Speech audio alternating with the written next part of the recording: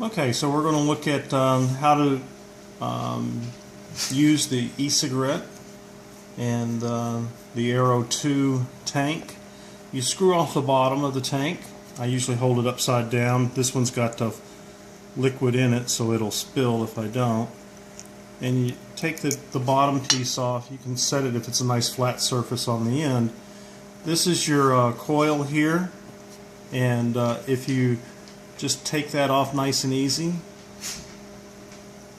that's how you replace the coil when it goes bad, and they do burn out after a while, especially if you use it and it's dry. It will burn out very quickly.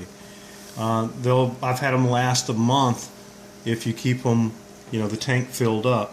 So you just screw that back in nice, and it doesn't have to be super tight, just snug, and then it goes back down. So I sent the syringe with a large bore glue applicator tip to be able to fill it, and you've got a window on the side, and you just squeeze it in until you see it come up, and then you've got juice in it. And pop the piece back on, screw it down until it's tight. It's got a little rubber seal in there so it won't leak, and that's all you got to do with the tank.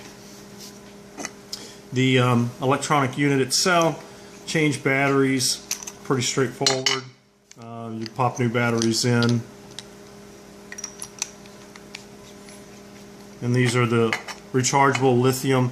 These are two 18350s, and then I also sent you some 18650s, the long ones. So one long one or two small ones. The two small ones actually hold more charge, but the big ones are nice for a backup for while you're waiting to charge or until you can get other batteries.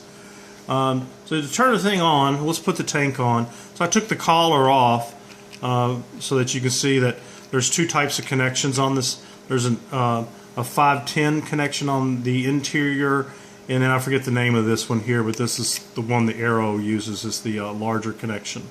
So this handle's a little more versatile as far as what it'll take.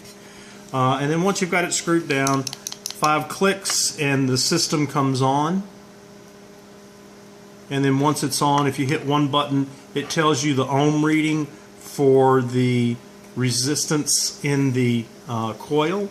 If it goes to 9.9, that means it's bad. So usually it should be anywhere from 1.8 to 2.5, depending on what resistance that you buy in the packages when you buy them. And then the other side shows the voltage of the battery itself, so that shows how much battery charge you have. There's two settings that you can change. There's a voltage setting and there's a power setting.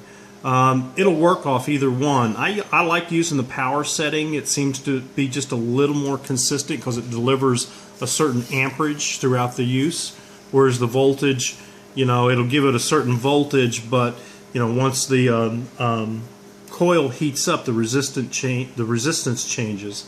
And so if you hold them down, and it's in the instructions, you hold them both down, it comes up, it says power management, and then if you pump it again, it says power output or voltage output.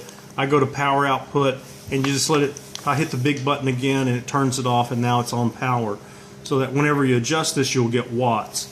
And it depends on how new the coil is. As the coil gets older, you may need to increase the wattage to get the same heat out of it. But otherwise, you just kind of set it to where you get the kind of vape out of it that you want. If it's too high, it'll taste a little burnt, so then you'd want to scroll it down, save your power and save your coil, and you don't get a burnt flavor. And if you get down to the low end, the vapor's kind of cool coming out, and it's not as irritating to the throat.